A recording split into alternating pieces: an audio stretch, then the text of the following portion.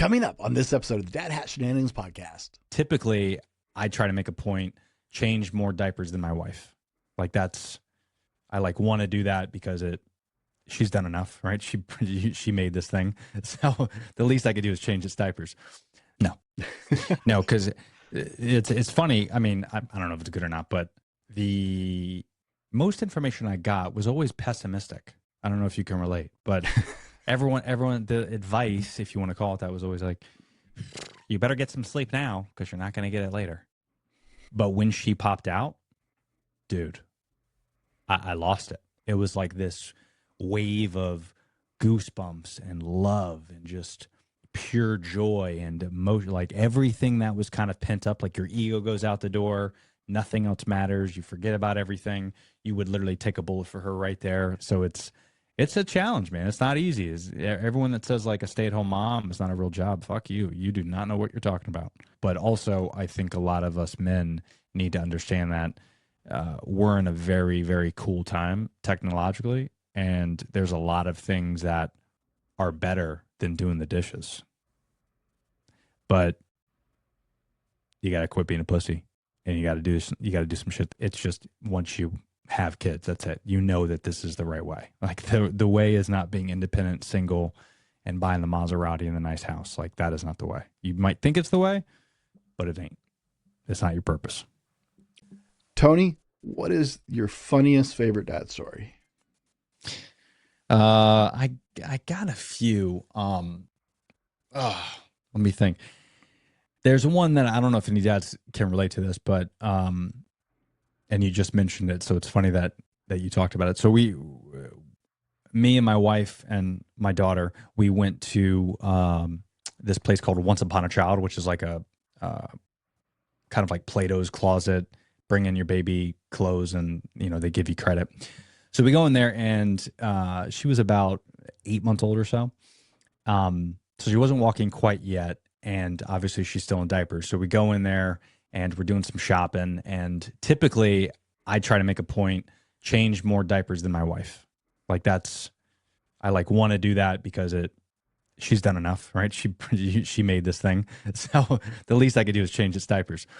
So we're in Once Upon a Child, and she's running, my daughter's running through the aisles. It's similar to Ross or anything else where there's little racks, and she's going in and out of them, and I'm trying to like chase her in it, right? But she's kind of like doing this wobble thing, and she's hanging onto these clothes, and I pull the curtain open, or not curtain, but the curtain of clothes, and I poke out, and then I get this whiff of like zebra shit. You know what I mean? Those diapers where it is like, you've changed dirty diapers, but this was like a new thing. And I was just amazed. So I was like, I'll take care of it. No big deal. Babe, I got you. So I run out to the car. I open up the trunk. We have a Tesla. So I opened up the big Tesla. I had to move the stroller and everything, lay her down flat. And I open it up, and it was a blowout. But it wasn't the blowout maybe that some of us think. It was the blowout to where it went up her back, almost to her neck. She was wearing like this onesie and this skirt that was completely blown out, completely destroyed. And I was out there for quite some time because this was like my first blowout that I changed.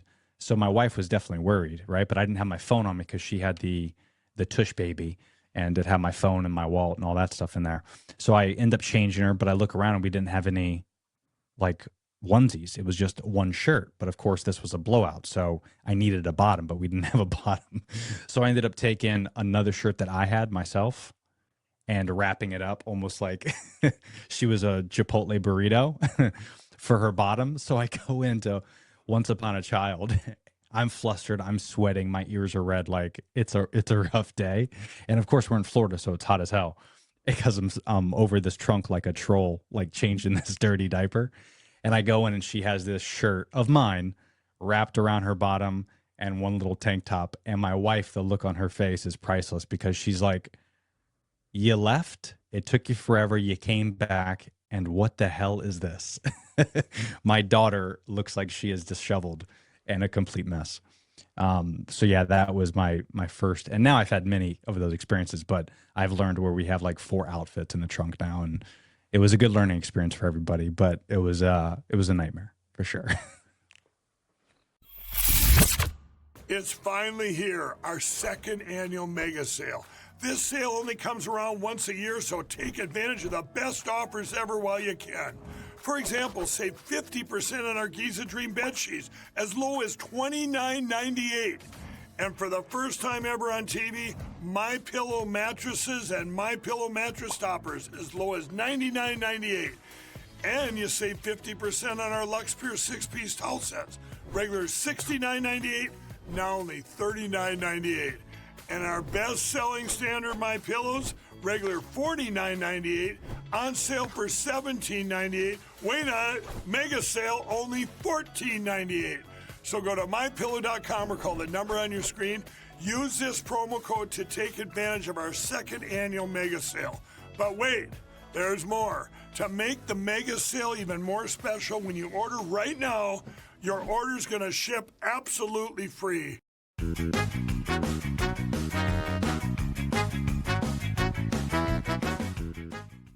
Welcome to the Dad Hat Shenanigans Podcast, the unfiltered truth of being a dad. Real dads, real stories, unfiltered, candid conversations on fatherhood. I'm your host, Brent Dallin, and today my guest is Tony Berardo. Tony, welcome to the Dad Hat Shenanigans Podcast. What's up, dude? Thanks for having me. Man, I'm looking forward to the conversation. I was catching on some of your material. You are a fellow podcaster, and honestly, you guys are my favorite guests because the conversations just kind of work, actually. I get people on here who have they're authors and stuff like that, and the conversation's all awkward because they just haven't mastered the whole convo thing. Yeah, totally. Yeah, dude.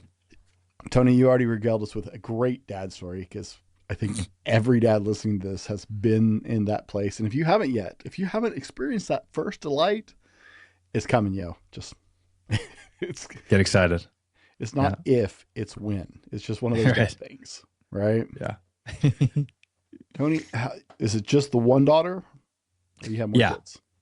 Yeah, just one baby girl. She just turned 2.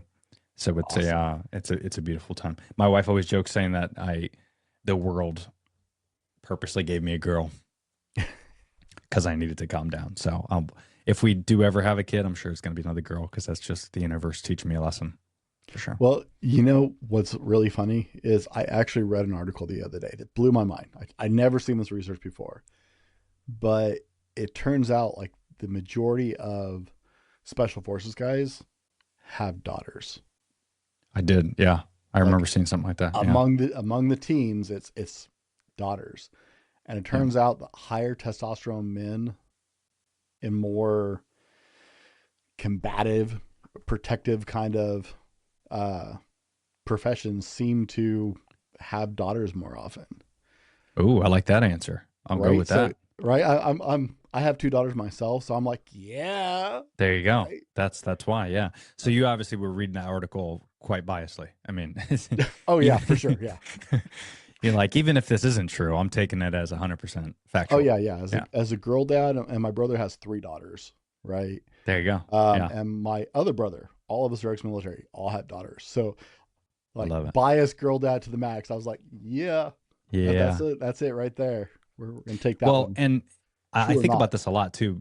I think about this a lot being a girl dad because, a lot of times we want to, raise our girls to like handle men and to, show them what, a real man is. And I think it's like showing them what they deserve.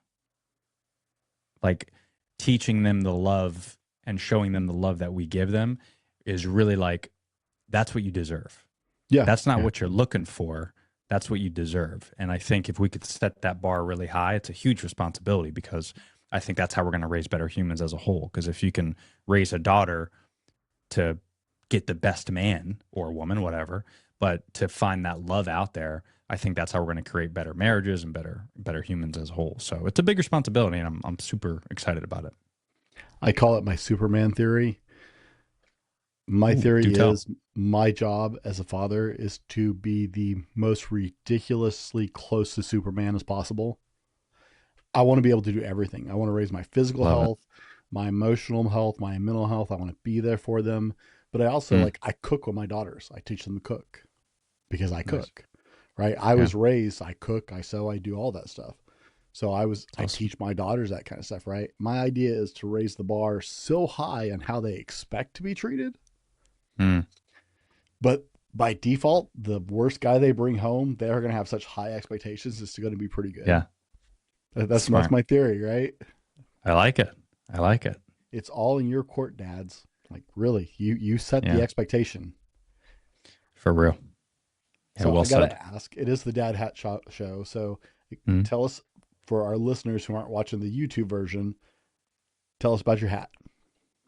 Oh, so this is our staple. So I own a dad apparel brand as well. It's called Human Dad. And I put it together pretty much right when she was born. I had the idea as we found out we were pregnant, but it's a company that we just started about 6 months ago. But I've been working on the designing and the website and kind of what the apparel would look like and the whole, brand guidelines and kind of our message and everything like that. And ultimately it comes down to just community first and apparel second. So we realize as dads that it's chaotic, it's messy, and but we're all dealing with the same thing and we're all human. And I think it's a good representation of when you wear the caps or when you wear, our shirts or our tanks, you get the feeling that you're part of a community of guys that aren't perfect. We don't pretend like we have our shit together because no one does. And it's not about being perfect. It's just about showing up. And that's the meaning behind Human Dad. So I try to rock these as much as I possibly can. And I'm a huge hat guy. So it's good that I'm on your podcast because I love hats. So it works out well. Well, we want to pimp that brand because I'm all about dad stuff. So guys, I'll make sure there's a link down in the show notes where you guys can find Human Dad, right? Sure and we even have a gnarly girl dad line, which is, you'd appreciate. I just launched one that is inspired by Fight Club. So like if you watch Fight Club with Brad Pitt and Edward Norton, they have 8 rules of Fight Club. Mm-hmm. So I designed 8 rules to being a girl dad. So that's on the back of the shirt. So that's a lot of fun. That's pretty cool. Oh, see, now I'm going to have to go check that out after we get off here. I got to check that. I'd love to get your opinion because I think it's pretty accurate. And as a girl dad, I think you'll relate with every single one of those for sure. I love Fight Club anyway. So yeah. Oh, nice. Yeah. Let me ask. I don't take this the wrong way. How old are you? Just out of curiosity. Oh, I just turned 40. Okay. So you're not too far behind me. I'm about to turn 46. Right on. So yeah, I like, you can tell a lot about people by some of the things, like some of the movie tastes they have and stuff like that. So I'm always for curious. sure. You can't be close to this age group and a guy and not like Fight Club. I know, because every single guy wanted to be Brad Pitt. Right? There's no question that every single fucking guy wanted that body. Oh, I know why. Because his body was like ridiculous, and it was like, what do I have to shove in my face or put on my butt that gets me that body? Because I'll do it, like whatever it was. I think if you released like a PDF file and said, "Hey man, do these steps," I think every guy would do it. Like, why not? But see, I think there was more to it. It wasn't just the body. It wasn't just the body. No? He had a charisma about him, right? Oh, for sure. You mean like Tyler Durden, like the actual character? Yeah, like the character had this charisma to him that all of us were like, God, I want to be that cool. Yeah.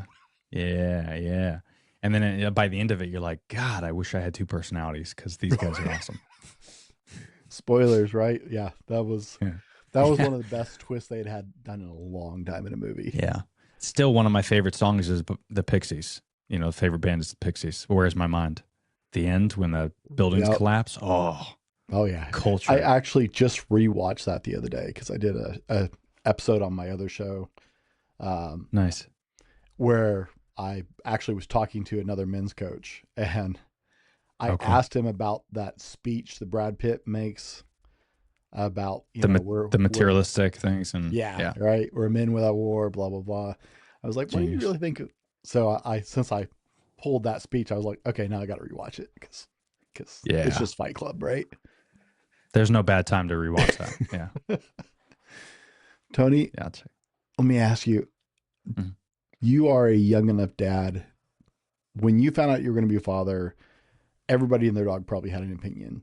Did you actually receive a single good piece of information? No,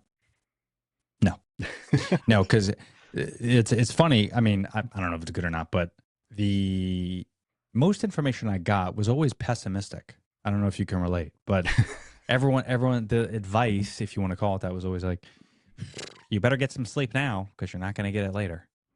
Or like, you know, well, you better, start drinking as much as you can because you won't have time to drink, like things like that, where it's like, that's not really advice. It's, you better party now because you're not going to, like, whatever. Okay. And then I'd love to, like, that's why every time someone asks me for parent advice, I always give them the opposite. Like, I'm always like, just do whatever you want. It's all trial and error. You're going to make mistakes. Embrace the suck. You're going to love it. There's so many pros that outweigh the cons. You're going to forget about the cons the second they happen. That's the advice I give. But yeah, no one gave me good advice, or usable advice, I should say. Everyone was trying to give advice, but it wasn't usable. It wasn't. I was just having a conversation with someone recently about like that. That is all the advice they got too. It was just like, yeah, this really negative. He was like, everybody makes being a dad sound horrible, and no one talks about the good stuff. That's right. Yeah. I don't get it. Like I super love being a dad. Yeah. It's my favorite thing in the world. So I don't get it. And I will say I didn't even like want to be a dad. I wasn't even on my bucket list, My wife is the one that kind of convinced me, and then we kind of had a gnarly journey. I won't bore you with it, but we went through like IUI and IVF, and it was like a long, exhausting process. About 3 years it took us to conceive our kid, and about $250,000, so nothing to sneeze at. Ouch. So it was it was very financially, emotionally, and physically draining. Physically, mostly for my wife, obviously, but it was rough. And then during that time, obviously, we're struggling, right? You'd be lying if you say your marriage doesn't take a hit on that. So it was like this weird thing where by the end of it, I was like, dude, maybe we just not have a kid. Like this is too much work. Like, what if it never happens? We're going to be extremely disappointed. And then the second it happened, when we found out we were pregnant, it didn't really even hit me. I don't know if you could relate. It didn't really hit me. It was like I bawled like a baby, of course, but like throughout the ultrasounds and all that, I was, of course, amazed, and this is the most beautiful thing ever, and I can't believe. But when she popped out, dude, I lost it. It was like this wave of goosebumps and love and just pure joy and emotion, like everything that was kind of pent up, like your ego goes out the door, nothing else matters, you forget about everything. You would literally take a bullet for her right there. Like it was just this weird feeling. And then ever since then, I just couldn't stop. It's my full personality now. Like I love it so much being a dad. It's everything to me. Yeah. It's one of those great things about the design of our biology. I'm a Christian, so I believe in intelligent design. I don't know where you stand on that, but everybody has their thoughts on it. But really, like there is this biological connection that happens for a dad. And the more I find out about it, like the more I'm utterly amazed. Like the patch on the top of their head has a set of pheromones to it that identifies it as your child. Yeah. Like there's a biological imperative. You sniff that baby's head and go, this is mine. Like your brain connects. This is my child. Yeah. The minute you smell that patch, and then all that kicks in and you feel like Conan, and you're like, roar, I can take on anything. Screw you all. Yeah. Yeah. Well, even the crazy thing with, if the baby's sick and the second her lips touch the mother's breast from breastfeeding, the mom's body knows what, if it's more vitamin D that it needs or C, whatever, it produces based off of what the baby needs. Freaking crazy. And there's so many glands that are in that woman. It's so fascinating what they can actually do. And I don't even think we fully know everything yet. Like from that standpoint, it's just so wild that they're learning new things every day, and we're figuring out how to be better parents all the time. And it is just this weird thing, like from a biological standpoint, where you look at any other species on the planet, no one else can do what we can do. It is crazy. And, I'm happy to get into like the religious thing with you, because I think it's a fascinating conversation. But I mean, I don't really identify as anything in particular. I think it's way too magical and beautiful to not be something bigger than us. Right. You know, I don't know what that is. So I lean more towards like agnostic than anything. But I've had multiple Christians and religious and spiritual, like even had a monk on my podcast a few weeks ago, and we talked more of the spiritual aspect of everything. So I just think it is something. I just don't know what it is yet, and I'm fascinated to learn about it and to talk about it. But I can't see myself set on one specific thing yet. Anyway, I don't know. You know, I'm still young, so we'll see. You know, everybody grows and moves at their own pace of what is moving in their life, right? Yeah. Even if I wasn't like, so I was raised in the church, but even if I wasn't, right, I don't think you can experience that, for lack of a better term, magic that happens when you become a father, because instantly you may not identify it as one thing or another. You understand the world is bigger than you, right? And there's something else going on, whether you want to put a name to it or not. You're like, you get this weird perspective shift. You're like, maybe it's time to think beyond just me and what I want to do. Yeah. Right. Yeah.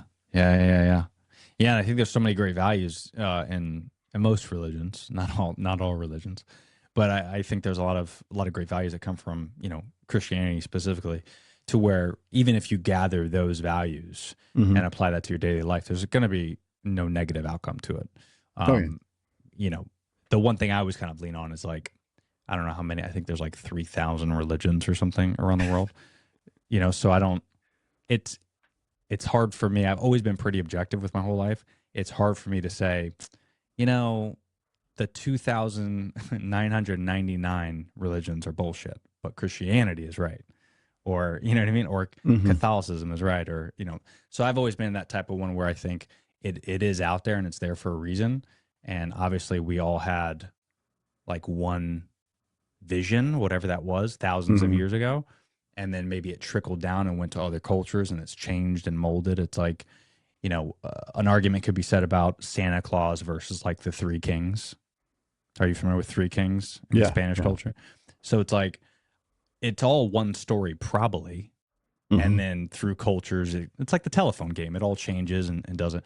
So I think at the very, very, very top, there's probably something. And unfortunately, I don't think any of us are ever going to find out. And I don't think that's a bad thing. I think it's a good thing, just like most things. I mean, you don't know $1 million exists, but we all chase it. Right. So it's like, it's not a bad thing that we're chasing that $1 million, just like it's not a bad thing that we're chasing God or a spiritual being. But I think if you just have the values and still down, you know, your little humans, I think there's no negatives from that for sure. I think there's going to be a lot of churches who are really surprised if there is a heaven, right? Right. Because I grew up in a church where it's like, we are the one way, everybody else is screwed, you know? Of course. And I go to a church now and like a couple times a year. We do it for sure once, but we try and do other things throughout the year. Like we get together with most of the other churches in my town and we do stuff for the community and we come together and focus on the things we agree on and just have some time together with other people who generally believe in God. It's just like, I think there's going to be a lot of people who are like, oh, you're here too. Oh, and you're here too. Right. Yeah. Right. Exactly. Yeah. We I wish too hung up on little things. Yeah. I mean, I definitely, once I get, you know, a little bit older and, you know, I have more time available, I think I want to get into like things like DMT and ayahuasca and stuff like that. Cause I have a couple of buddies that have done that and they've talked at length about seeing some sort of spiritual entity when it comes to that. And there's all types of fascinating things. You can go down a rabbit hole of like back in the day, quote unquote, people that now, you know, that ended up writing the Bible through Jesus's words, right? Was like they ended up potentially having soups and wines and all these things in these bowls that were made with traces of DMT, and potentially they slipped into like this world, and then they had these visions, and the next thing you know, we're writing the Bible. So I think that's super fascinating too, where it's like that's not far-fetched. You know, it's like there could be like a new dimension, maybe that's heaven, hell, whatever, Maybe it's something we don't see. Maybe it's something we're not capable of. And then I always think about like the rabbit hole of going down. And sorry if this is too like metaphor. No, you're fine. Okay, you're fine. But I always go down the rabbit hole thinking, especially now that my daughter is noticing like different animals and lizards and ants and butterflies and centipedes. And I always think to myself, like, that centipede has no idea what I am. That centipede goes and lives its life, goes through the grass, worries about predators, doesn't know what they are, but he doesn't know what like a mortgage is. Mm-hmm. So what if like we're the centipede to something else that's more powerful than us, but we just don't have the capability to see it or understand it, I mean, it's far beyond Earth and the universe and all that, but we can't tap into that yet. So maybe the DMT trips and all these things that people talk about, maybe they're tapping into that. So that to me is super fascinating because I think that would be the only thing that's going to open up my eyes a little bit more, because I am brutally objective with everything: politics, religion, even parenting. I'm always like, I'm going to do the research first. You can't tell me what to do. This is not the right way, because my parents, God love them, is giving me the best advice on the planet. But they haven't done research in 40 years. So things have changed slightly. So it's like, just because someone gives you advice, it's okay to say, oh, that's great.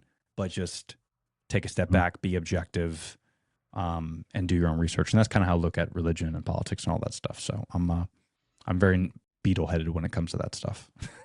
See, I think about DMT and ayahuasca and stuff like that. I hear about it. I've talked to people who do like guided meditations for other people and that stuff, and yeah, have tried it several times. And just like, I'm a chicken, I guess, because like I look at it and I'm just like, I have seen way too many freaking horror movies, yo.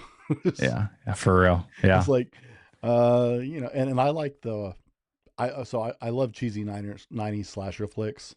Nice age group, right? I love the cheesy 90s slasher flicks, but like I've seen way too many like, Freddy Krueger, The Exorcist type things, right? Oh, yeah. where they're dealing with the other realms and crap.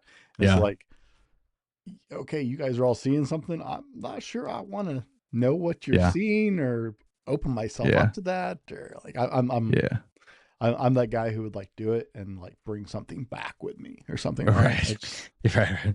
Way too many cheesy horror flicks, like, knocking on your doors constantly. Right. Yeah. Some spirit following me around for the rest of my life, killing me, people around me or something. Yes. But at least you would have an answer. At least you're like, oh, okay. Yeah. See, I don't know that I want that answer. There is such thing as ignorance is bliss, right? That is true. That is true. Yeah. Like most not in all things, but there's space for that. Yeah. I like it. Sure, I want all those answers. Tony, what do you want to dive into today? Let's talk about fatherhood. Let's do it. Yeah, dude, a lot to talk about. Where do you want to go? I'm mainly curious, like, what's your thought process overall of, dads working and the stigma that I think we all fall under, which is you got to work 3 jobs, you got to support, you got to pay for XYZ. Meanwhile, if you look at all the statistics, men that are raised with no fathers are more likely to be into drugs, prison, and just overall shitty behavior. So then that tells me, okay, so if fathers are more in the picture, not saying mothers are irrelevant, because obviously they're, I think, more important than a father. But when it comes to like raising a human, I think there's certain things that a father can do, just like a mother, that you need both. You need both things. And it's hard when we kind of are stuck in America on this like propaganda that we have to like, got to be the CEO and we got to hustle and we got to do this and we got to do that. And you got to buy this and buy that. It's like, the answer is not childcare, right?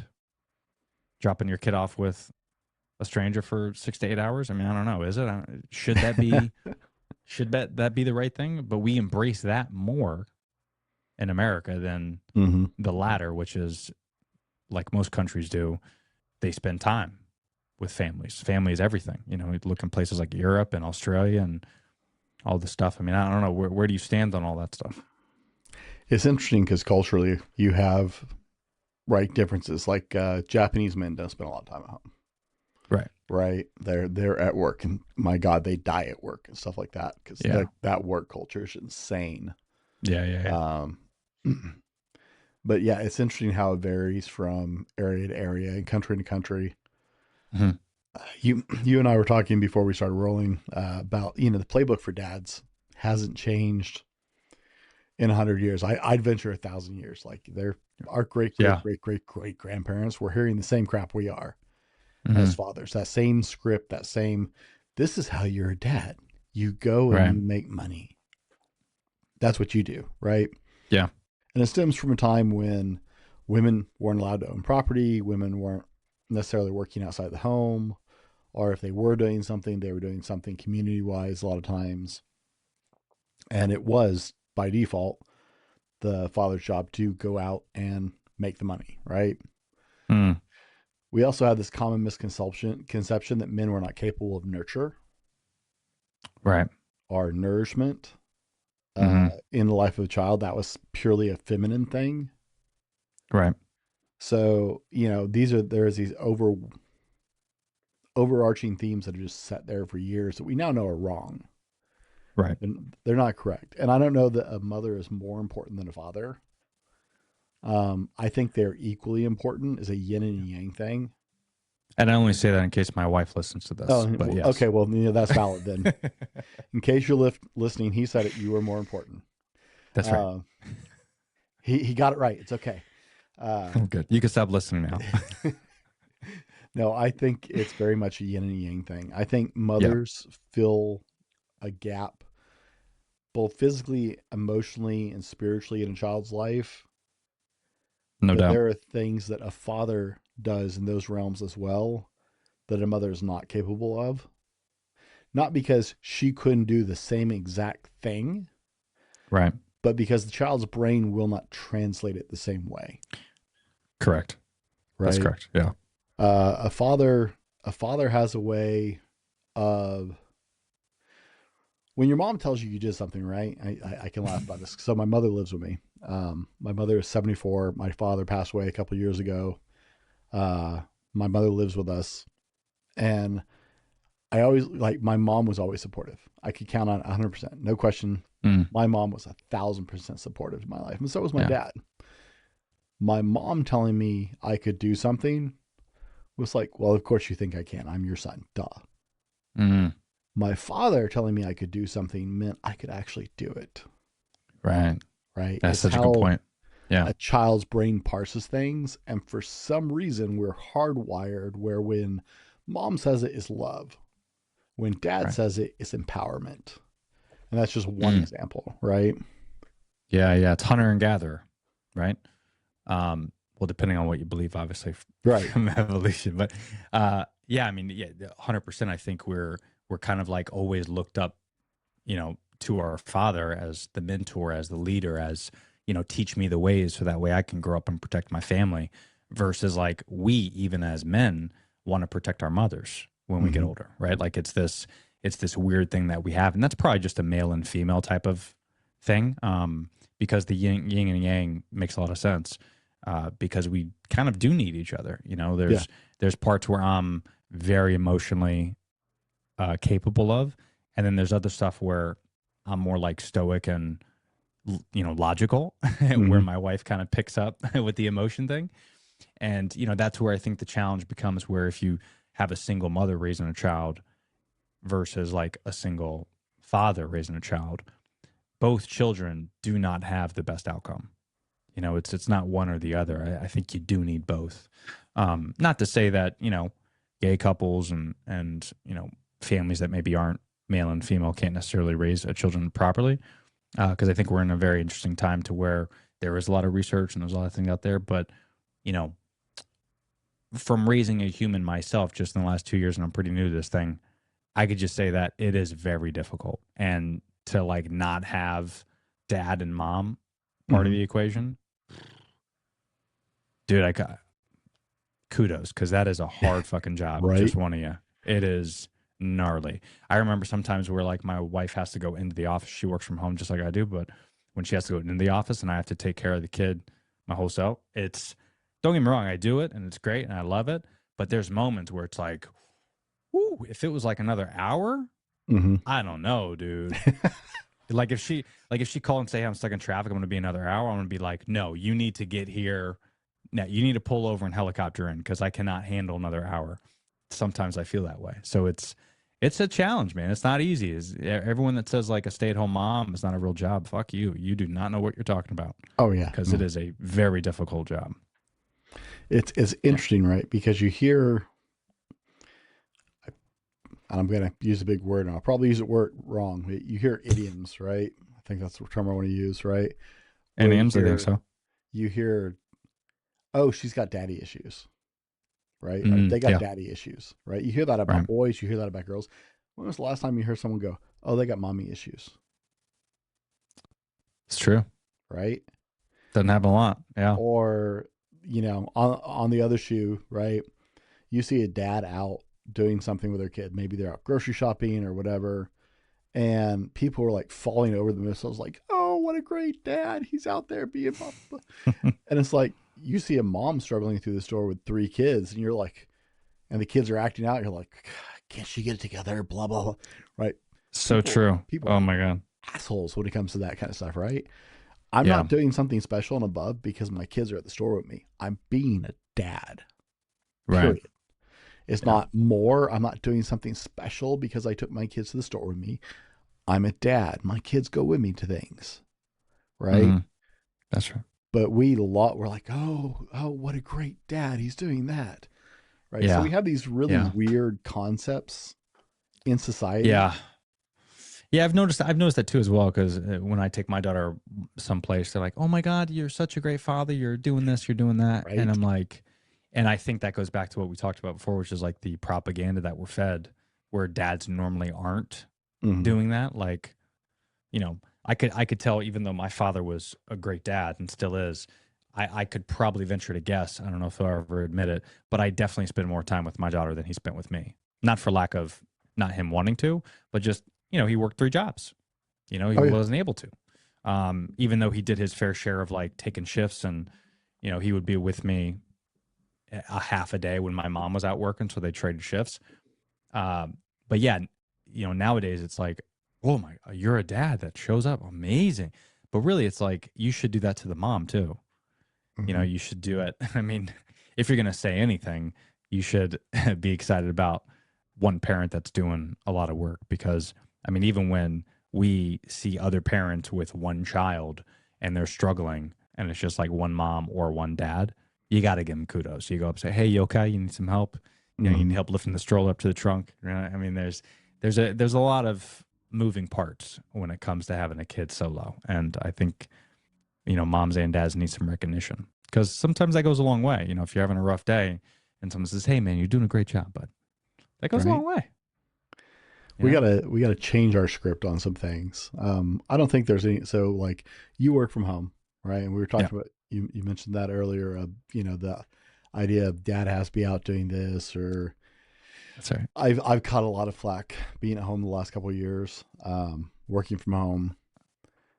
And it really, I don't think the at-home thing is as big of an issue, especially this side of COVID, right? Right. A lot of people who had never worked from home before came home and started working from home. And so societally, it became more and more accepted. That's right. Although we're seeing the call back now, more and more people are getting pulled back to the office, which is, but yeah, done. Hate that. Don't miss that. I went to the office for years and years and years, and I don't miss it at all. But I think where you get into it is where you're not making as much as people think you should. That's a big one. Yeah. Right. That's a big one. Guys beat themselves up worse than even women. Like my wife is, I have a lot of gratitude because my father-in-law was an entrepreneur before it was a popular term. Right. My wife grew up in both times when they had more and times when they were scraping by, because my father-in-law had like 4 different businesses over her lifetime. Crazy. And yeah, so like I was not into entrepreneurship until later in my life. And so Yeah. my wife has been better on this journey than some women might have been because she had that point of reference with her dad, right? Right. Dad didn't work a standard job. Dad worked his ass off, but he didn't work a standard job. He did his thing. He had this business. There was Sure. good and there was bad. Of course.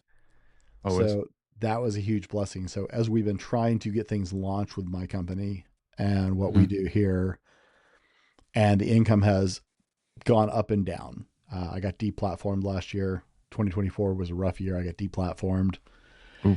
I went from a top 1% podcast to starting over. Crazy. That sucks. That rocked. We still have not financially recovered from that. That sucks. And so there's a lot of, right. I've definitely got some judgment come my way as I haven't just gone back to working, right? I'm still trying to rebuild. And it's not incredibly from my wife, as my wife has taken on some side jobs, as my wife has taken on some part-time work. I've also picked up some of the stuff at the house, right? I've done more cooking and cleaning, and since I am working from home. And so, you definitely get that judgmental, but I think it all has to do with numbers. Yeah, and I think that's an important observation that people need to take a look at, to where, that's the key to a great marriage. I think, one person drops and the other person tries to lift them up, and vice versa. And that's how it's going to happen, throughout your decades of a healthy marriage. And that happened to myself as well. I mean, I got laid off a couple times during the pandemic due to, budget cuts and companies going out of business and shit like that. So thankfully I was good at real estate. So we had some property, and, we were able to sell that right before this big crash that happened the last couple of years. So we were able to make some good money, where I had a nice little blanket until I figured out what I wanted to do. And thankfully I figured it out. I've always had that entrepreneur mentality anyway. But my wife, she powered through. She supported it because she knew what time it was. And even before this, that happened to her as well, where she was switching jobs, and 6 months went by, she was unemployed. I was working more at my other job, so this is just a key to a good marriage, going back and forth. And I think, to your credit, you got to pick up the slack and you got to do it. But also, I think a lot of us men need to understand that we're in a very, very cool time technologically, and there's a lot of things that are better than doing the dishes. But you got to quit being a pussy, and you got to do some shit at the house. You got to change the diapers, right? I talked to so many dads, specifically friends that I've known for decades, and their parents of 2 and 3. And I hear from my wife, because the wives talk, the guys talk, and the guys are like, yeah, dude, I do this and I fucking do this and I do. I'm like, okay. And then my wife tells me, can you believe that he doesn't do the dishes and he doesn't change diapers? I'm like, what? Oh, he doesn't? Oh, so he lied to me. Oh, okay. Because the mom's telling the truth for sure. Mm-hmm. Guys always talk shit, and we lie to each other. We talk a big game. And that to me is super fascinating, because you would rather work than do things for your wife and be around your kid. And I think this is the big misnomer, right? When it comes to dads, is we kind of use it as an excuse because we're dads, and we gotta step out the house, and we gotta have beer with our friends because we gotta keep our friendships up. I had a long day, at work, so 5 p.m. I gotta drink some beer because I work hard. But really, it's like, no, dude, your wife worked hard too at home. Pick up the slack. It's cool. You're a dad now. You drinking with your buddies, that's over. Sorry. Because now the secret's working from home, because then I can day drink while I work. That is the secret. Preach, bro, preach. But that's I think what we got to focus on as dads, is we just got to be better. We got to be better dads. And a lot of people don't take this parent thing seriously, but me, because we went through that whole journey, I've done way too much research, and I've focused way too much time into trying to be perfect, even though no one's going to be perfect. But when I see other parents that just pop out a kid on accident, and they're like, we're just going to, we'll throw them in childcare. We'll figure it out. No big deal. It's like, dude, do you if that's how you want to parent. But me, I'm like, this is such a big deal. Like, this is not, trading stocks or switching your job because you turn 25 and you want to take it serious. This is raising something that doesn't know what to do, and you're trying to raise it to this 18-year-old that knows how to handle this insane, wild, shitty world that we live in. Like, you need to really take it seriously because it's a big deal. It's a big deal. There's this really masculine trait that people get every now and then. A lot of guys struggle with this, right? And it's that attitude of, well, I can do it better, right? Sure. A lot of us men really get into that. I can do it better. I am so much that way about my kids that I can't actually imagine somebody else raising them, like putting them into daycare or something like that. Yeah. I'm like, no, y'all will fuck it up. Like, Yeah. you cannot do this better than I can. I will raise my children because I'm their dad, and I will do it a whole lot better than you will. Yeah. Good for you, dude. Yeah. And so I think that we can play on that as men, right? We can speak to other men on that and go, hey, you really trust somebody to do this other than you? Yeah. For your kid? Yeah. Well, you know what most men say is they're like, well, how am I supposed to do that? Because I got to work. And how I always tell them is like, how much does daycare cost you? $300-400 a week? Okay. That's like 30 to 40 grand a year. So just don't work. You're saving 40 grand a year. Oh, God. You know what I mean? Like, that's an income. And a lot of people are like, what if I want to go back to work and like climb up the corporate ladder? Okay. So do it when you're 40 or don't. Who cares? It's 2025. Like, it's a new world we live in where you could be a freelancer and go on Fiverr and Upwork and make thousands of dollars a month. I have a whole YouTube series on how dads can actually make money from home. And the fact that people just want to stay working 9 to 5, that's a choice. And if that's your choice, that's totally cool. But when your kid is like 10 and doesn't like you, don't be mad at the kid when you see him for only 2 hours a day, because when they get home from daycare, you have dinner with them and that's it. Like, there's some key moments. I mean, I was even talking to a specialist on my podcast last week, and she was talking about, she's an author of children's books, and she was talking about technology and how like kids are being raised now. And she's like, really, you should not think about childcare until the kid's at least 3 or 4, because these first 4 years are so important from like cognitively and just overall brain development, where you do not want them to have that toxic whatever that is.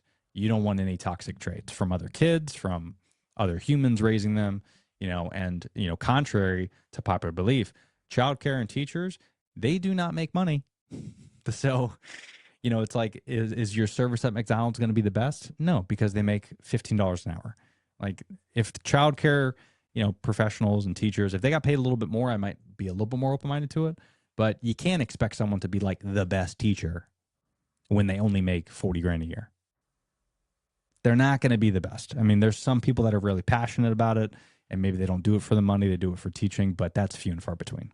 It's, you got to really be realistic with this stuff. And I think we value corporate America so much and like climbing up that ladder, when at the end of the day, if you meet your maker, you're going to meet him the same way that you came in this planet, and that is $0 in your pocket. So what's the point? Why are you working on yourself so much? One of the advantages I had to grow, my dad was a minister, and I attended. Oh, so you legit were raised in a church, like, for sure. Yeah, like legit. Did your mother give birth to you in? No, not in the in church holy building, water. I lived in a preacher's house a lot. That's cool. But I went to a lot of funerals. Am I cursing way too much, by the way? No. I just realized. Okay, no, okay. You're fine. I don't fucking care. We're okay. Nice. No, I went to a lot of funerals when I was younger. And one of the benefits of that was I got to see the end for a lot of people. Mm. And so I had the benefit at a very young age, and some people would think it was creepy, right? But I I was fascinated by people and watching people gather around. And I've been to funerals where there were more people than you could fit in a building, right? Wow. My grandfather's funeral took place at a church building that seats, I think, 600 people, and it was standing room only. I've been to funerals where my dad and the immediate family were the only people there. And what I found out at a graveside at a very young age, and it's really informed my life, is that at the end, the stuff people talk about as they're dying, the stuff people say at a graveside, 99% of the crap we all worry about doesn't mean shit. Yeah. No one cares. Nobody remembers. They don't care if you were the CEO and you made millions of dollars a year, or if you were a plumber. And I can't say I made very little money because I know plumbers and they get paid well. But, Sure. Yeah. Right. It's a good trade. Yeah. I don't want to do it because I don't miss crawling under houses. I did that when I was younger, but it's a solid trade. Yeah. But nobody cares if you were the CEO or if you were a guy punching a clock somewhere, building houses or whatever. They care. The people around you care about the memories you made with them, the impression you left on them. And so I don't know how we got twisted up, right? We talked about it earlier about these misunderstandings and the way the world looks at like parenting roles and stuff like that. I don't know at what point we actually got sold the bill of goods that said the nameplate on our desk defines our value in what really matters. Yeah. Right. The same way that somehow women got sold the bill of goods that it was more empowering to go be a high-powered executive than to raise your own children. Yeah. I don't know how we convinced women of that at some point. Money, dude. But yeah, dude, no, money is the root of all evil. I think that was the big thing, is like when all this, when we knew that you could make six figures and you could buy the big house and the nice car and all that. I think the Gucci bags and the influencers, of the world kind of convinced women that, hey, be independent. You could buy a lot of shit and you'll be happy that way. Which really, I mean, to each their own. But I think if you talk to a lot of mothers, they'd say that's incorrect. But I think when you don't have kids, of course you think the grass is greener, right? And but when you have kids, it changes you. And there's no way to describe it properly. It's just once you have kids, that's it. You know that this is the right way. Like the way is not being independent, single, and buying the Maserati and the nice house. Like that is not the way. You might think it's the way, but it ain't. It's not your purpose. I laughed. I saw a Hollywood actor. I don't name names, but I saw one of the Hollywood actors. He's like in his 50s or something. And he was like, kid free and living my best life. I'm not going to apologize for not having kids, man. I'm living my best life and I don't need them to slow me down. I was like, yeah, that's because you've never experienced it. Because once you do, you're like, yeah, I was stupid. Yeah. Right. Seth Rogen? Is that who it was? No, it wasn't Seth Rogen, but I don't. Yeah. I'm not even 100% sure I remember. I just remember reading it thinking. Yeah. Well, because I know Seth Rogen was sorry on, for you. Yeah, Seth Rogen was on a podcast and he was asked, do you have any desire to have kids? And he goes, well, I like my life, so no. And of course you like your life. A, you're Seth Rogen, so it's not bad. But B, your life might be better. You don't know. And I guess the opposite could be true as well, right? Like, would I be better being like George Clooney and like living in Italy and, having a long history of beautiful women that I've slept with and, not have a bunch of kids? Maybe. I guess we'll never know. But, I could just tell that if everyone on the planet decided not to have kids, our species would end pretty quickly. Well, we're already in a bad spot for that anyways. Yeah. Not having kids has become such a trend among certain age groups at this point that actually like we're actually facing a population crisis in several major countries in the world at this point. Yeah, I mean, even countries like, Italy and other places are giving out these incentives to try to get their population up because everyone left. So, yeah. Yep. And the younger generations aren't having the kids. Well, and also, I mean, it is expensive. I mean, I get where people are coming from, but I think this is the funny thing that people don't look at life as like more logical, because it is quite black and white. It's very binary life. It's quite simple, but I think we overcomplicate it with things. And I think if you take out a lot of things in your life, you don't have the need for a lot of money, you know. And we're always like, oh, kids are so expensive. Well, yeah, if you have a $3,000 house when it's just you and one other person and you have 5 bedrooms, why? So your AC bill could be $400 a month and your mortgage could be $3,500 a month. And like, why? Just get a nice little studio or get a small house, get a townhome, get something in the village. You don't have to live in New York City. You don't have to live in LA. You don't have to live in these expensive places. But I think, again, we're just fed all this nonsense and we think we deserve, nay, we think we want these like crazy materialistic lives. But when you talk to people that have all that shit, they're also unhappy. So we know that the X factor of having a good life is not things. I don't know what that is. I don't know. But I know it's not things. I know that. So get rid of the things. Stop buying Starbucks every day. Save money, and you'll have more than enough money for kids. Because the cool thing with kids is by the time you have the baby shower and their birthday and all that shit, you don't really pay for a lot of stuff. It's really food. But the first couple of years... And diapers, that's a big expense. I was kind of proud of myself because I told my dad, I made a bet. I was like, you can either buy XYZ for baby shower or you can just give us a year supply of diapers. And that helped us a lot, right? And again, this is like where it goes back to, I cared more about that stuff than like, I want my daughter to have toys. And yet, like kids, the first 3 years, they're happy with cardboard boxes. Okay, this is not, you don't have to be expensive. Take them outside. There you go. There's a lot of fun. You know what I mean? Like, it's the oversimplification of this is fascinating how people take it to an extreme where they're like, oh, I can't afford $700 a month worth of groceries. I was like, how much do you think a kid eats?